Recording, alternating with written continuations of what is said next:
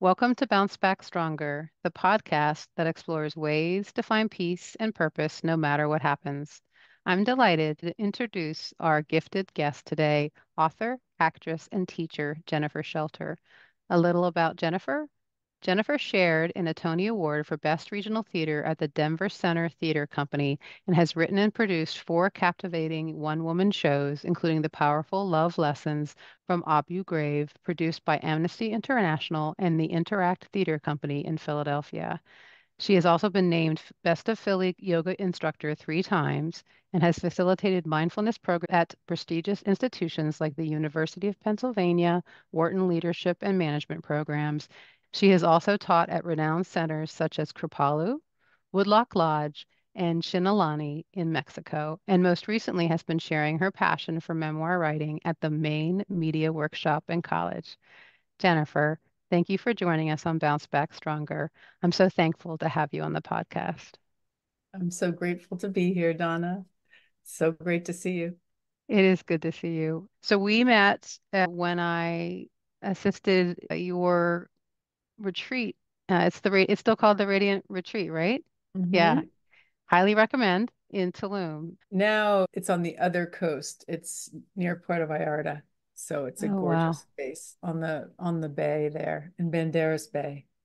And usually do it in March, right? Now it's in April? February, so it's Okay. right smack in the middle of the winter. It's a real gift to get on a plane and get off and have it be 80 degrees and sunny and gorgeous. And you get a big crowd typically, right? You get about to 15 to 20 people, but everybody becomes great friends. And that's what I love about retreats, the camaraderie and the just the general yay us feeling. Yeah, yeah. And we always used to say, right, that there's such a drop after you leave. You're so, happy, and then you have to kind of reintegrate into the world. Yes, absolutely. It's great to have a foundation of a community that you can practice mindfulness with and practice all the things that you think are not the real world, but take them home to the real world and integrate, like you said. Yeah, and you maintain that really in your community, right? With the ongoing events. Maybe take a minute to talk about those because I do think that that's a really just amazing way to take the retreat home too. Thank you. Well, I love to keep everything going on retreat because I remember when I went on my first retreat and I remember my first yoga class and my first writing class. And I thought, well, I want to live like this. I don't just want to like experience it in a classroom and then, not experience this other times. So the meditation and journaling group that's on retreat, we always meet or there's a regular practice Monday and Friday mornings. So we do meditation, intention setting, releasing emotion, letting go of emotion, being that if, there's a line, you can either be above the line, which is courageous and accepting and loving and open, or you can be below the line, which is kind of stuck in emotion. And we really look at how do you release emotions that drag you down. And then we're also looking at language. I think it's so important to find authentic language for what you're experiencing. And then we have a writing group that meets every Thursday evening as well. And that's all memoir writing skills, people writing about their lives, places they grew up, things they love. And then I also teach yoga every week too. So my life is now sort of all retreat, Leading retreat all the time. leading a retreat all the time. Yeah. I think so many people are searching for community like that. So it's great that you provide that. Yeah, I love it. I mean, I always come back to that little Prince quote that it's only with the heart. I wrote it down. It's only with the heart that one can see rightly what is essential is invisible to the eye. And that's what I love about language because it brings the feeling through us to others. So it's a shared experience. Mm-hmm. And it's so amazing when you can find those sentences, both, reading them from someone else, but also writing them yourself, and that they can convey an energy and a feeling to somebody else, just like with art. And I do want to definitely give time to your art. Mm, And so maybe let's talk a little bit about how your journey in the arts began. I mean, you pursued a BA in visual arts and an MFA, and you are just a triple threat, really, across all of these arts. So I definitely want to spend some time there. Like, how did education shape your career, and how have the arts impacted your life, really? And I guess a pretty broad question, but it right. really is a thread for you. Definitely. I think the challenge for me is that I didn't know I was dyslexic until I was in my 30s. So Mm. the way I process, it turns out that the way I process life is through doodling comics. Do you know what I mean? If I was sad, I made comics, or I made funny faces, or I drew Ziggies. I remember in high school, I used Yeah, to always, you remember Ziggy? yeah. Well, I used to draw Ziggies and a guy. I used to draw these heads and these profiles, thinking thoughts, and then I was really into theater in high school, did all the plays, and I also loved visual arts. I had a wonderful art teacher, Denny Heck, and I just think it was natural for me to want to express through another medium. And then when I got to college, I did a lot of oil painting. And the professor I had was Barclay Hendricks, who is a famous Philadelphia artist. He also taught at Connecticut College. And also in high school, I had another influence, which was Elizabeth Osborne, who's another famous watercolorist who is very successful here in Philadelphia. And I used to have her poster on my wall growing up. But it wasn't until I think after college when I said to myself, I feel like there's more in me and I didn't know how to access it.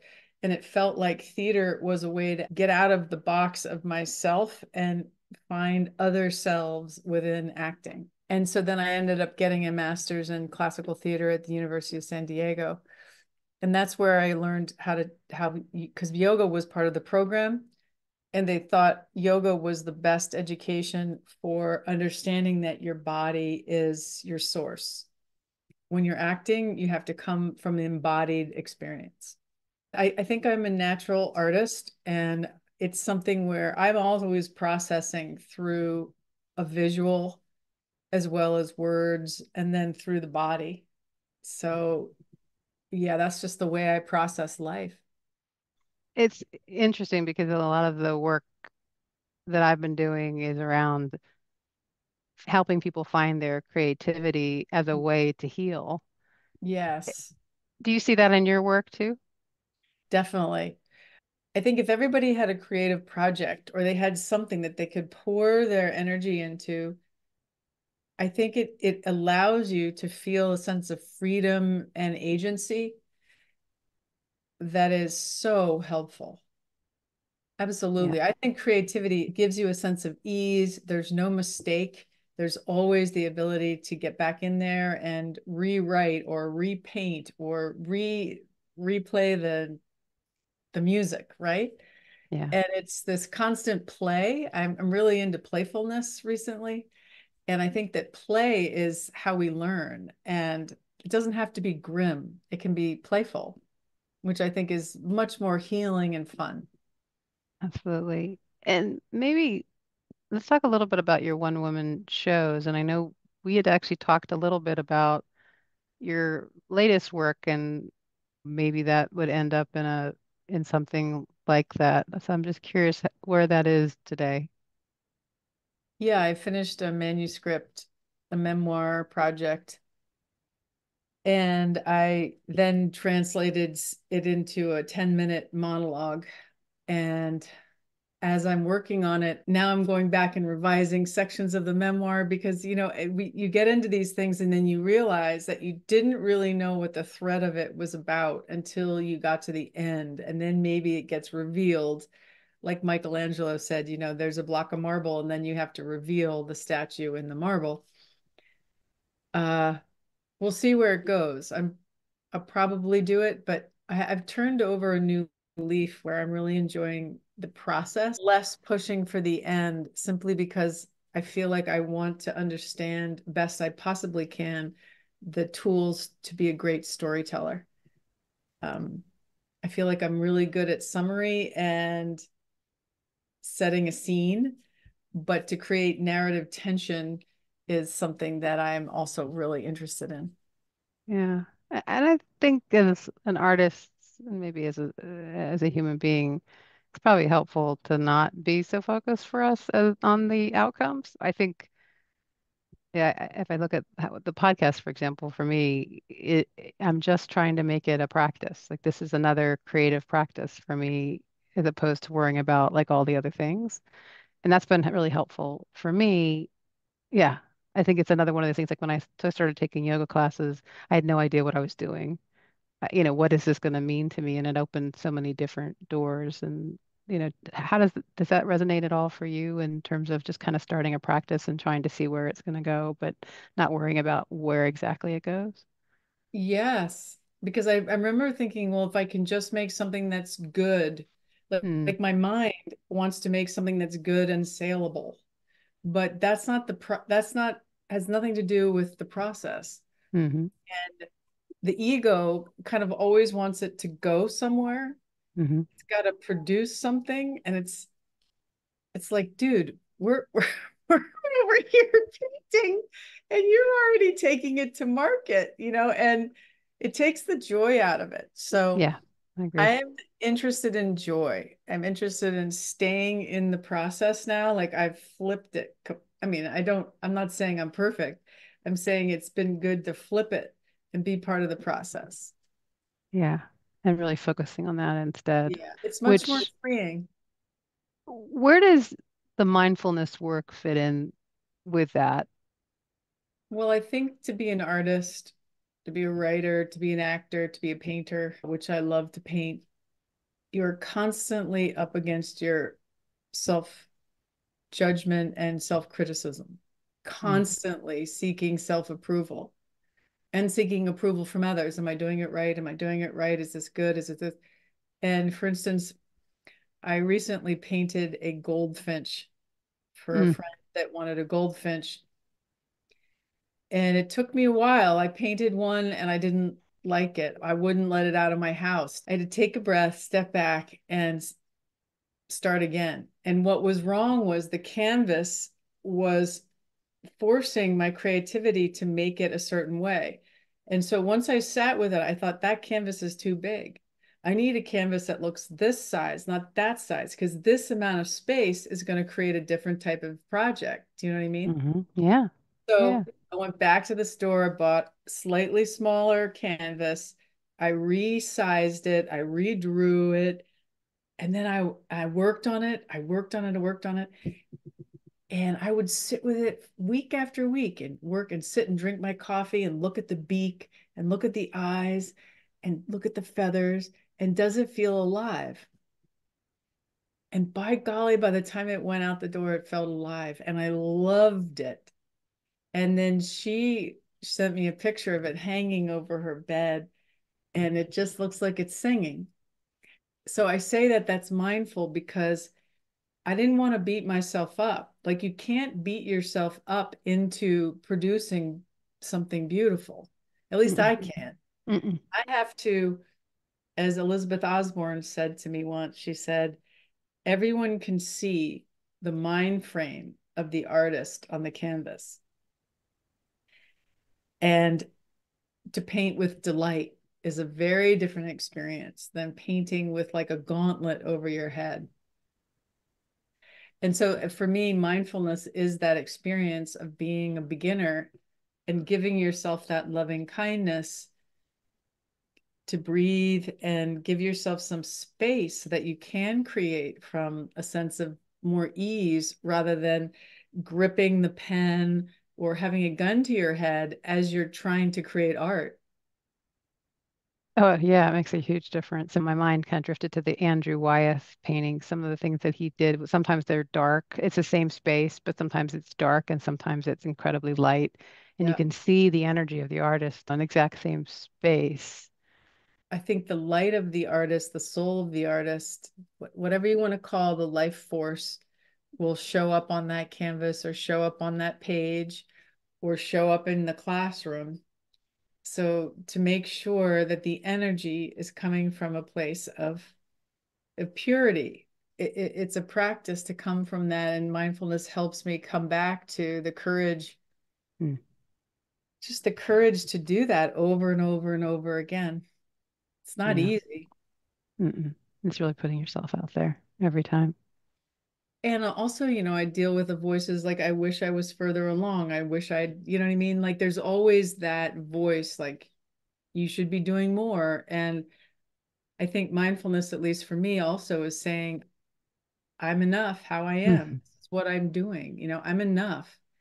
And that feels very good to finally get to a place to constantly talk to myself. If I bring out the measuring stick and I start comparing and contrasting my art to other people's art, that is not friendly.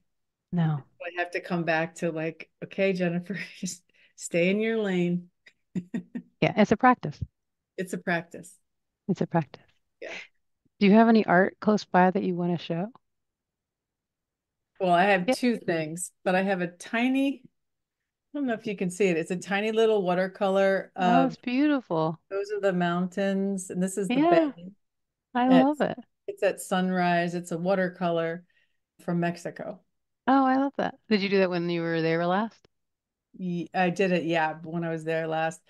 Then I made little greeting cards for all the participants out of it. Oh, that's And awesome. this is, it will come into focus. It hit it there, right there.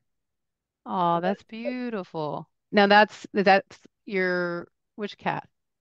This was my dear cat, Enzo, who unfortunately died prematurely. But I love to paint animals and I love to paint landscape and birds. I have a practice where I'll paint, yeah, so I'll paint the iris and then write in the I morning. love that so much. Thank you. Yeah. And or I'll just something like this is just a funny thing. My Oh, cat on the chair. oh, that's so great. These are so good. Yeah, so I just love looking at the patterns of daily life, looking at where you live, looking who's around you. Mm, Yeah, trying to capture those things. yeah, I love that so much. And it's interesting because you're teaching memoir writing, and as you mentioned, and there's patterns there. I mean, memoir writing is all about finding the pattern that's interesting and, the experiences that we have. Just curious, does that resonate with you as a thought? Absolutely, because I think each of them, especially like in last night's memoir class, we were looking at the 100-word stories in the New Mm, York Times, and everybody was so moved by the experience of place, to start in place and ground the writing in a place. And yeah. it's the same thing with watercolor. You ground the viewer in a place. Hmm. And it's a tiny little vignette. I just am such a believer that all you have to write is a tiny little, like Anne Lamott said, just a Mm, tiny window, just a tiny little window in which to just say, I'm just going to focus on that moment. That's more than enough. yeah.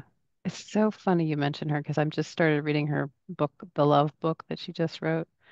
And I read the first chapter and was sobbing. I mean, it's so beautiful. It's so Oh, beautiful because she's just, because her whole idea, and I'll probably tear up, but her whole idea is that love is exactly what we're missing in this world. And you would love it because she's basically talking about her neighborhood and she describes each things like the bench and the park itself and all these different areas and puts scenes of people that love each other and rely on each other, and not all of it's positive. Some, there's certainly negative things, less happy things that have happened, but it's exactly what you're saying. It's the simple. beat of a life, but it's filled with love and it's just really beautiful. It was just so well done. There's one line, and I don't have it, but I will have to post it at some point. But it basically says what the world needs is love, that we are aching from a lack of love as a society. And I just started crying because I do think that's true. Uh, I think so too. I mean, that's what I experience. So much of what you just talked about, you remind me of my friend Laura Munson, who often talks about the holy mundane. Everyday life is the extraordinary. It's hmm the simplicity that is extraordinary. My cat's paws are extraordinary. Seeing my mother's extraordinary. Everybody I know is alive. That's extraordinary. Just that feeling that you have everything, that you don't lack anything, and to infuse yourself with that remembrance every day. Yeah, I think that is the goal, maybe, is the ultimate enlightenment, maybe. I don't know if you read the book about Deepa Ma. She was kind of a famous meditation.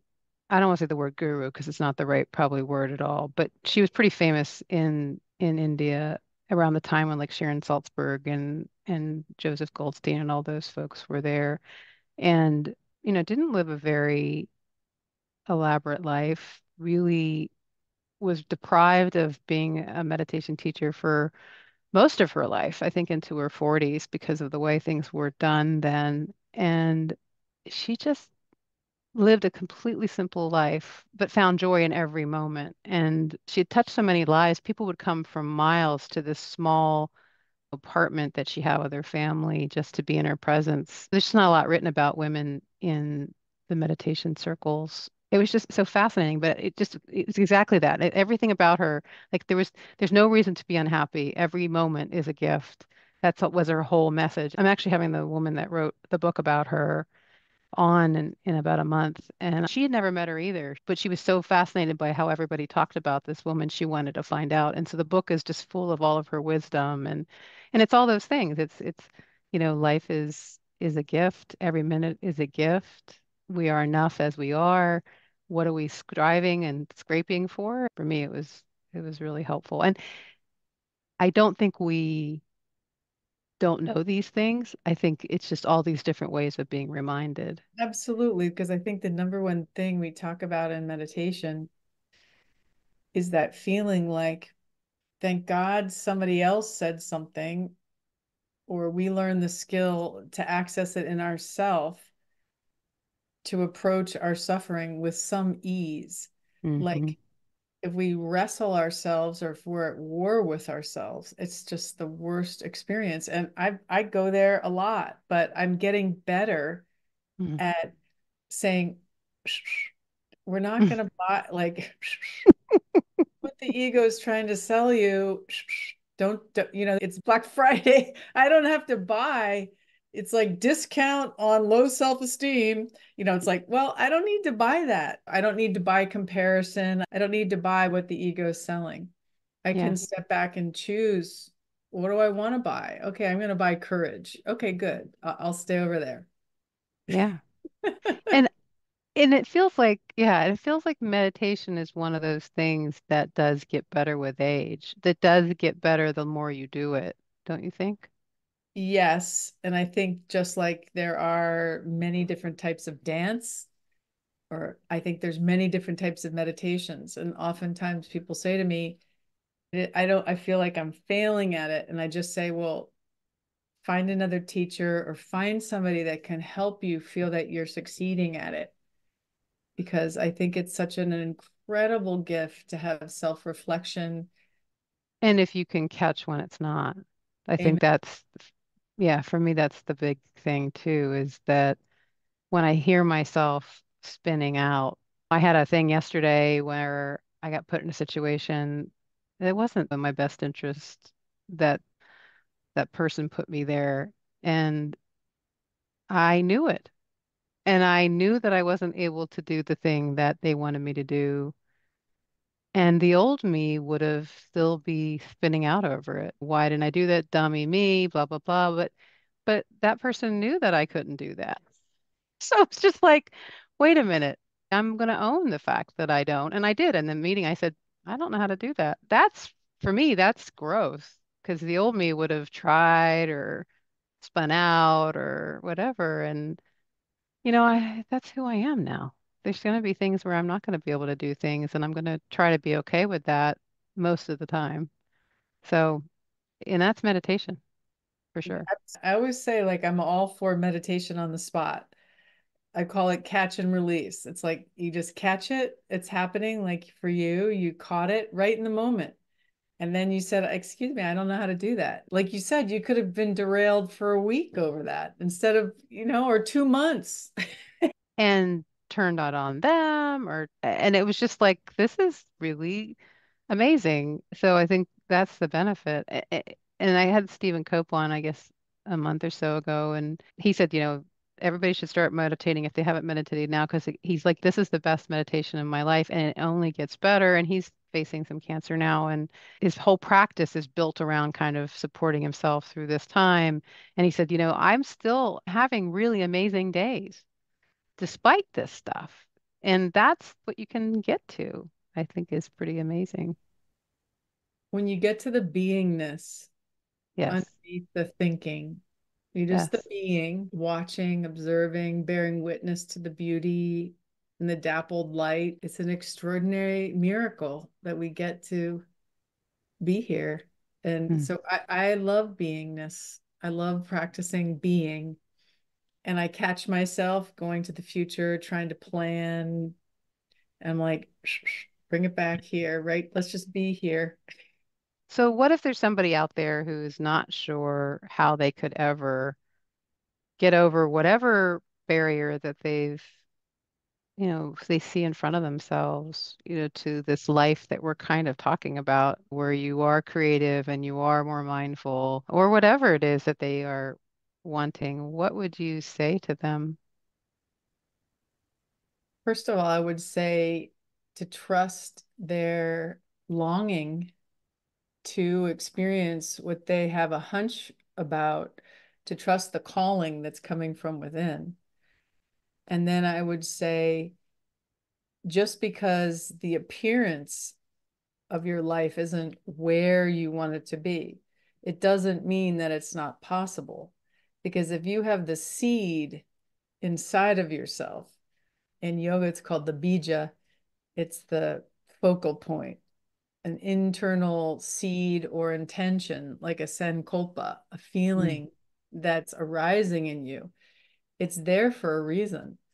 And if you have your eye on it, it will grow. But it does take intentionality. So I would say if that person is intentionally wanting to grow a creative life or a mindful practice, which simply means that they want to grow the side of themselves that believes in joy and peace and love?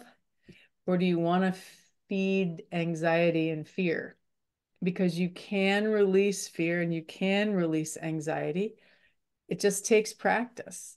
And then you come back to, what are you practicing? Are you practicing love? Are you practicing your writing? Are you practicing self-reflection? And are you around a community that's really supportive?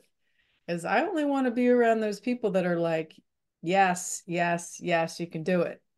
Mhm. And they help me. And so I would just say, get around somebody that you genuinely feel has your back, because you need not do this alone. I would never say do it alone. I think that any of these mindful practices are team sports. It's a method of connection. I think that's what we're doing, right? I'm a pretty real introvert, and which is hard to believe. Here I am with a podcast, but it is a quiet sport. What I'm doing, writing is a quiet sport. You're doing it by yourself, but for me, the benefit has always been sharing it. I will say things in writing that I can't bring myself to say otherwise. I will talk to people in writing that I would be scared to talk to in real life. It's a way to express yourself and connect with others without taking an undue toll on your own psyche. At least for me, that's how it is. I don't know if that resonates for you. It does, because I think writing with pen or a pencil, writing in a notebook, it's not talking, it's writing, and it's slightly slower than talking. Mhm. And Mhm. so I think there's a wondrous thing. It's like calligraphy. It's a Zen practice where it slows you down and it slows the mind down. And I think there's a lot of gold in that. Mhm. So what we're talking about is really self-mastery. Mhm. It's freedom, the freedom to be who you know you truly are, and to bring out all of the self and not be afraid of yourself is something that's very benevolent.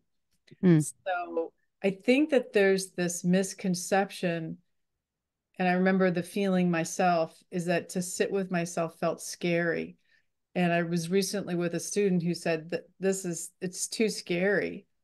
And I said, but if you can simply sit still for a moment and breathe, are you afraid of sitting there? And she said, of course not. And I said, well, that's meditation and that's self-reflection. You don't have to be afraid. What I'm saying is to create an experience where you're friendly with yourself is of huge benefit. And so I think creativity is building that bridge to how can I be kind to how I process life. Mhm. Sounds amazing and a good place to tie it up. Thank you so, so much, Jennifer. I really appreciate this time with you and all the support that you've given me over the years. Thank you. Thank you. I'm so honored to be on your podcast, and I'm so grateful that you are carrying such a big torch in the world, sharing so much of yourself, your memoir, your books, your retreats, everything. Oh, Uh, so grateful to know you. thank you. Back at you. That's all for today. If you want to learn more about Jennifer's books or her events, those links will be in the show notes. Thank you for listening. I hope this episode was helpful. And if it was, please subscribe, drop a review, or share it with your friends. That's the best way to get it in the hands of those who may benefit. And if my daughters, Sienna and Sylvie, are listening, I just want you to know how much I admire you and am proud of you. And I love you so much. Bye now.